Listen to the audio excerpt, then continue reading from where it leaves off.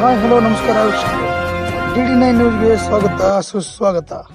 ಬಾಗಲಕೋಟೆ ಜಿಲ್ಲೆ ಜಮಖಂಡಿ ನಗರದ ಒಲೆಮಠದಲ್ಲಿ ಶ್ರೀ ಡಾಕ್ಟರ್ ಅಭಿನವ ಕುಮಾರ್ ಅವರ ನುಡಿನಮನ ಕಾರ್ಯಕ್ರಮ ನಡೆಯಿತು. ಇದೇ ಸಂದರ್ಭದಲ್ಲಿ ಶ್ರೀ ಆನಂದ್ ದೇವರು ಉತ್ತರಾಧಿಕಾರಿಯಾಗಿ ಮಾತನಾಡಿದರು. ಈ ಸ್ಮರಣೆಯಲ್ಲಿ ಶಿವಾನಂದ ಮಹಾಸ್ವಾಮಿಗಳು, ನಿರಂಜನ ಮಹಾಸ್ವಾಮಿಗಳು, ಅಲಮಪ್ರಭು ಮಹಾಸ್ವಾಮಿಗಳು, ಮಹಾಸ್ವಾಮಿಗಳು, ಸಿದ್ದರಾಮ ಮಹಾಸ್ವಾಮಿಗಳು ಹಾಗೂ ಮಾಜಿ ಶಾಸಕ ಆನಂದ್ ನ್ಯಾಮಗೌಡ, ನಗರಸಭೆ ಅಧ್ಯಕ್ಷ ಪರಮಾನಂದ ಗೌರವಜಿ, JS ನ್ಯಾಮಗೌಡ, ಶಿವಕುಮಾರ್ ಬೆಳಗಲಿ, ಹಲವಾರು ಮಠಾಧೀಶರು, ಗಣ್ಯಮಾನ್ಯರು, ಭಕ್ತಾದಿಗಳು, ಮಹಿಳೆಯರು ಹಾಗೂ ಸಾರ್ವಜನಿಕರು ಈ ನುಡಿನಮನ ಕಾರ್ಯಕ್ರಮದಲ್ಲಿ ಉಪಸ್ಥಿತರಿದ್ದರು.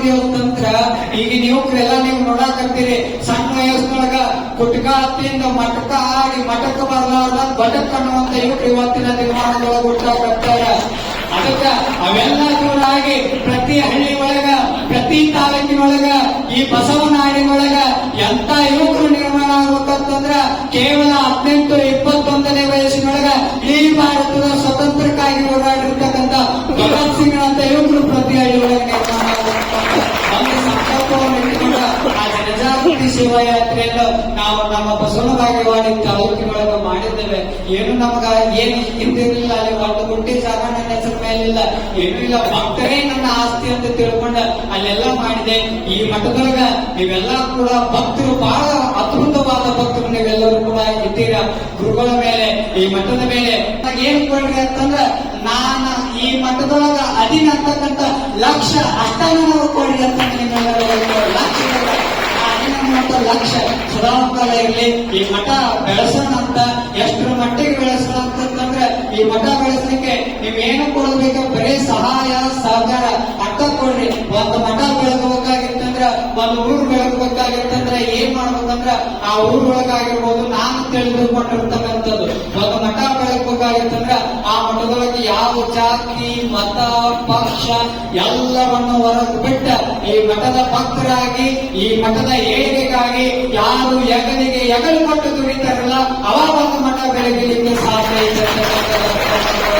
ಅದೇ ತರನಾಗಿ ನೀವೇನೋ ಕೊಡಬೇಕು, ನೀವೆಲ್ಲರೂ ಕೂಡ ಸಾಥ್ ಕೊಡ್ರಿ. ಬರೀ ನಮಗೆ ಸ್ವಾಮಿಗಳ ನೀವು ಏನೇ ಮಾಡ್ರಿ, ನಿಮ್ಮಿಂದ ನಾವು ಇರ್ತೇವನ್ನ ಅಂತಕ್ಕಂಥ ಮಾತು ಕೊಟ್ಟರೆ ಸಾಕು. ಈ ಮಠವನ್ನು ಬಹಳ ಅದ್ಭುತವಾಗಿ ಈಗಾಗಲೇ ನಮ್ಮ ಗುರುಗಳು ಎಲ್ಲಿ ಕರ್ನಾಟಕದಾಗ ಹೋದ್ರು ಕೂಡ ಓಲೆ ಮಠ ಅಂದ್ರ ನಮ್ಗೆ ಯಾವ ನೆನಪಾಗ್ಬೇಕಂದ್ರೆ ಜಮಖಂಡಿನ ನೆನಪಾಗ್ಬೇಕು. ಆ ರೀತಿ ನಮ್ಮ ಗುರುಗಳು ಈ ಮಠವನ್ನು ಬೆಳೆಸಿದ್ದಾರೆ. ಅದಕ್ಕೋಸ್ಕರ ಈ ಮಠವನ್ನು ಇನ್ನೂ ಎತ್ತರವಾಗಿ ಏನು ಗುರುಗಳು ಅದ್ಭುತವಾದ ಸಾಹಿತ್ಯವನ್ನು ಬರೆದಿದ್ದಾರೆ ಅವೆಲ್ಲವನ್ನು ಬೆಳೆಸುವಂತ ಕಾರ್ಯವನ್ನು ನಾವು ನೀವೆಲ್ಲರೂ ಕೂಡ ಮಾಡೋಣ ಅಂತಂದು ನಿಮ್ಮೆಲ್ಲರಿಗೂ ಸಹಿತ ಹೇಳುತ್ತಾ, ಎಲ್ಲರಿಗೂ ಒಳ್ಳೆಯದಾಗಿ. ನಮ್ಮ ಗುರುಗಳು ಡಾಕ್ಟರ್ ತೋಟದ ಸಿದ್ದರಾಮ ಮಹಾಸ್ವಾಮಿಗಳು ಈ ಉತ್ತರಾಧಿಕಾರತ್ವವನ್ನು ನನ್ನನ್ನು ನಂಬಿ ಈ ಮಠದ ಎಲ್ಲ ಈ ಮಠವನ್ನು ಬೆಳೆಸ್ತೇವೆ. ಬಸವಾದಿ ಶಿವಶರಣರ ಏನು ತತ್ವವನ್ನು ಮೈಗೂಡಿಸಿಕೊಂಡು ಈ ಮಠವನ್ನು ಬೆಳೆಸ್ತಾರಂತಕ್ಕಂಥ ಏನು ನಂಬಿಕೆ ಮೇಲೆ ನನಗೆ ಈ ಮಠದ ಉತ್ತರಾಧಿಕಾರವನ್ನು ಕೊಟ್ಟಿದ್ದಾರಲ್ಲ, ನಿಮ್ಮೆಲ್ಲರೂ ಕೂಡ ಒಂದು ಮಾತು ಹೇಳುತ್ತೇನೆ.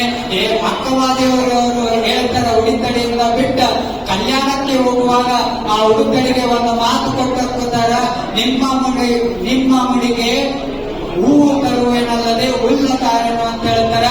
ಈ ಮಠಕ್ಕ ಕೆಟ್ಟ ಏನು ಕೆಟ್ಟ ಹೆಸರು ಬರಲಾರ್ದಾಗ ಈ ಮಠಕ್ಕ, ಒಳ್ಳೆ ಮಠಕ್ಕ ಒಳ್ಳೆ ಹೆಸರು ಬರಬೇಕು. ಆ ತರನಾಗಿ ನಾ ಸೇವೆ ಮಾಡ್ತೀನಿ ಅಂತ ಬಹಳ ಒಳ್ಳೆ ಭಕ್ತರಿದ್ದೀರಿ, ಬಹಳ ಕನಸುಗಳನ್ನ ಇಟ್ಟುಕೊಂಡು ನಾ ಈ ಮಠಕ್ಕೆ ಬಂದಿದ್ದೇನೆ. ನೀವೆಲ್ಲರೂ ಕೂಡ ನನ್ನ ಕನಸಿಗೆ ಸಾಥ್ ಕೊಡ್ರಿ. ನಮ್ಮ ಅಮ್ಮವರು ಬಹಳ ಅದ್ಭುತವಾಗಿ ನಮ್ಮ ಗುರುಗಳ ಬಗ್ಗೆ ಅದ್ಭುತವಾದ ಒಂದು ಪುಸ್ತಕ ಬರೆದಿದ್ದಾರೆ ಇಂಗ್ಲಿಷ್ನೊಳಗೆ. ನಮ್ಮ ಸುಮಂಗಲ ಅಮ್ಮವರು ಅಂತ ಅವ್ರು ಒಂದು ಮಾತು ಹೇಳಿದ್ರು, ಈ ಮಠದೊಳಗ ಗ್ರಂಥಾಲಯ ಆಗ್ಬೇಕು, ಈ ಮಠದೊಳಗ ಸಾಹಿತ್ಯಗಳು ಬಹಳ ಇದಾವೆ, ಪುಸ್ತಕಗಳು ಬಹಳ ಇದಾವೆ, ಅವೆಲ್ಲ ಕೂಡ ಉಳಿಬೇಕು, ಅವೆಲ್ಲ ಬಂದಂತ ಭಕ್ತರು ಓದ್ಬೇಕು ಅನ್ನೋ ಸಲುವಾಗಿ ಒಂದು ಗ್ರಂಥಾಲಯ ಆಗ್ಬೇಕಂತಂದು ನಮ್ಮ ತಾಯಿಯವರು ಹೇಳಿದ್ರು. ನಮ್ಮ ಮೊದಲನೇ ಕೆಲಸ ಈ ಮಠಕ್ಕಾಗಿ ಮೊದಲನೇ ಕೆಲಸ ಏನಂತಂದ್ರ ನಾವು ಏನ್ ಮಾಡೋಣ ಅಂತಂದ್ರ ಗ್ರಂಥಾಲಯವನ್ನೇ ಮಾಡೋದೇ ನಮ್ಮ ಮೊದಲನೇ ಕೆಲಸ ಅಂತಂದು ನಾ ಕೆಲಸ ಮಾಡ್ತೇನೆ. ಇನ್ನು ಹಲವಾರು ಯೋಜನೆಗಳನ್ನು ನಮ್ಮ ತಲೆ ಒಳಗ ಇಟ್ಕೊಂಡು ಬಂದಿದ್ದೇನೆ. ನೀವೆಲ್ಲರೂ ಕೂಡ ಅದಕ್ಕೆ ಎಲ್ಲರೂ ಕೂಡ ಸಾಥಿಯನ್ನು ಕೊಡ್ರಿ. ಇನ್ನು ನಾ ಸಣ್ಣ ಹುಡುಗದೀನಿ, ನಾ ಯಾರೋ ಸ್ವಾಮಿ ಅಧಿಕಾರಿ ಅಂತ ನೀವ್ ಯಾರು ಕೂಡ ತಿಳ್ಕೊಬಾರ್ದು. ನೀವ್ ಹೆಂಗ ತಿಳ್ಕೊಬೇಕಂತಂದ್ರ ಈ ಮಠಕ್ಕೆ ಬಂದ ನಮ್ಮ ಮಡಲಿನ ಮಗ ಅಂತ ನೀವ್ ಯಾವಾಗ ತಿಳ್ಕೊತೀರಲ್ಲ ಅವಾಗ ಬಹಳ ಖುಷಿ ಆಗ್ತದೆ. ಯಾವ ಬೇಕಾದ್ರೆ ಸ್ವಾಮಿ ಅನ್ಕೊಳ್ಳೋದು ಬೇಡ, ನಿಮ್ಮ ಮಗ ಅನ್ನುವಂತ ಒಂದು ಪ್ರೀತಿ ಕೊಡ್ರಿ. ಈ ಮಠವನ್ನು ನಾವೆಲ್ಲರೂ ಕೂಡ ಬೆಳೆಸೋಣ ಅಂತಂದು ನಿಮ್ಮೆಲ್ಲರೂ ಕೂಡ ಹೇಳಲಿಕ್ಕೆ ಇಚ್ಛಾ ಪಡ್ತೇನೆ. ನಮ್ಮ ಗುರುಗಳು ಇಲ್ಲಿ ಬಂದಾಗ ಏನು ಕಟ್ಟಬೇಕಾಗುತ್ತೆ ಏನೂ ಇಲ್ಲ. ಎಲ್ಲ ಮಠವನ್ನು ಬಹಳ ಅದ್ಭುತವಾಗಿ ಎಲ್ಲ ನಿರ್ಮಾಣ ಮಾಡಿದ್ದಾರೆ.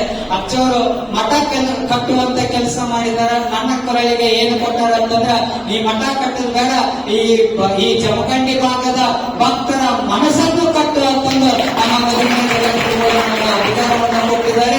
ನಿಮ್ಮೆಲ್ಲರ ಭಕ್ತಿ ಶ್ರದ್ಧೆ ಬರುವಂತ ಭಾವನೆಯೊಂದಿಗೆ ಬಸವಾದಿ ಶರಣರ ಏನು ತತ್ವಗಳಿದಾವಲ್ಲ ಪ್ರತಿ ಹಳ್ಳಿಗೆ ಮುಡಿಸುವಂತ ಪ್ರಾಮಾಣಿಕ ಪ್ರಯತ್ನವನ್ನ ನಾನು ಇಲ್ಲಿ ಮಾಡ್ತೇನೆ ಅಂತ ನಿಮ್ಮೆಲ್ಲರೂ ಕೂಡ ಹೇಳಲಿಕ್ಕೆ ಇಚ್ಛಾ ಪಡ್ತೇನೆ. ಇಲ್ಲೆಲ್ಲರೂ ಕೂಡ ಒಳ್ಳೆ ಭಕ್ತರಿದ್ದೀರಿ. ಮತ್ ನಾಳೆ ಬಂದಿರಿ ಅಚ್ಚರ ಎಲ್ಲ ಮಾತಾಡಿದ್ರೆ ಏನ್ ಕೆಲಸ ಮಾಡಾಕತ್ತೀರಿ, ನಾಳೆನೆ ಬಂದಿರತ್ತೀರಿ. ಮಕ್ಕಳು ನೀವು ಬಹಳ ಜಮಖಂಡಿ ಭಕ್ತರು, ಬಹಳ ಶಾಣೆ ಭಕ್ತರು, ಇವೆಲ್ಲ ಬಹಳ ತಿಳ್ಕೊಂಡ್ರಿ. ಒಂದೊಂದ್ ಕಡೆ ನಾನು ಏನಲ್ಲಿ 30 ಹಳ್ಳಿ ಜಾಗೃತಿ ಯಾತ್ರೆ ಮಾಡಿದ್ನಲ್ಲ ಬಸವಣ್ಣ ಬಾಗೇವಾಡಿ ತಾಲೂಕಿನೊಳಗ, ಇಂತಿಂತ ಭಕ್ತರು ಇರ್ತಾರೆ. ಕಾಡೋರು ಎಷ್ಟು ಭಕ್ತರು ಇರ್ತಾರ ಅಂತಂದ್ರ ಸ್ವಾಮಿಗಳಾದಿ ಅಂತಂದ್ರ ಹೂವಿನ ಆದೆಲ್ಲ ಇದು ಬಹಳ ಮುಳ್ಳಿನ ಆದಿದ್ದಂಗಿದು. ಬಹಳ ಎಚ್ಚರದಿಂದ ನಾವು ನಡಿಬೇಕಾಗ್ತದ. ಎಂತ ಕಾಡೋ ಭಕ್ತರು ಇರ್ತಾರ ಅಂತಂದ್ರೆ ಒಬ್ಬ ಭಕ್ತ ಈಗ ಬಂದ ಸ್ವಾಮಿಗಳ ಹತ್ರ ಆಚಾರ್ಯ ನನಗೆ ಒಟ್ಟ ಮಕ್ಕಳಾಗಿರ್ಲಿ, ಮಕ್ಕಳಾಗಂತ ಆಶೀರ್ವಾದ ಮಾಡೋಣ ಅಂತ ಗುರುಗಳ ಹತ್ರ ಬಂದ. ಆ ಆಚಾರ್ಯ ಏನ್ ಮಾಡಿದ್ರು ಅಂದ್ರೆ ಒಟ್ಟ ಮಕ್ಕಳಾಗಿಲ್ಲ ಅಂತಂದ್ರೆ ಏನ್ ಮಾಡಿದ್ರು ಅಂದ್ರೆ 2 ನಿಂಬೆಯನ್ನು ತರಿಸ್ಕೊಟ್ರು.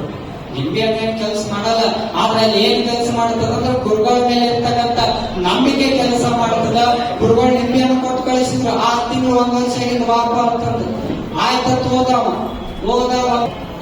ಅವ ಯಾರು ಉನ್ನತಿ ಗುರುಗಳು ಕೊಟ್ಟರು. ಮತ್ತೊಂದು ವರ್ಷ ಆಗಿದ್ದು ಬಂದ. ಮತ್ತೊಂದು ವರ್ಷ ಆಗಿದ್ದು ಬಂದ ಹೇಳಿದ ಆ ಗುರುಗಳ ಇನ್ನೂ ಮಕ್ಕಳಾಗಿಲ್ಲ. ಅವಾಗ ಗುರುಗಳು ಹೇಳಿದ್ರು, ಅಲ್ಲಪ್ಪ ನೀವ್ ಮಠಕ್ಕೆ ಬರಾಕತ್ತಿಯಲ್ಲ, ಮಕ್ಕಳ ಆಗಿಲ್ಲ ಅಂತ ತಿಳ್ಕೊಂಡು ಮಠಕ್ಕೆ ಬರಾಕತ್ತಿಯಲ್ಲ, ನೀವು ಒಮ್ಮೆ ಬರಾಕತ್ತಿಯಲ್ಲ, ನಿಮ್ಮ ಹೆಣ್ರಿಲ್ಲದಾರ, ನಿಮ್ ಹೆಣ್ತಿ ಇಲ್ಲದಾರ ಅಂತ ಹೇಳಿದ್ರಿ, ಧರ್ಮ ಪತ್ನಿ ಇಲ್ಲದಾರ. ಅವಾಗ ಹೇಳಿದ ಅಚ್ಚರ ನಂದು ಇನ್ನೂ ಮದುವೆನ ಅಂದ್ರೆ ಇಂಥ ಕಾಡು ಭಕ್ತರು ಈ ನಾಡಿನೊಳಗೆ ಅದರಂತ ಒಂದು ಕಟಿ ಮೂಲಕ ಉದಾಹರಣೆ ಹೇಳಿದೆ ನಿಮ್ಗ. ಆದ್ರ ನಮ್ಮ ಜಮಖಂಡಿ ಭಾಗದೊಳಗ ಎಲ್ಲಾ ಶಾಖಾ ಮಠದ ಭಕ್ತರು ಎಂತಾರ ಅಂತಂದ್ರ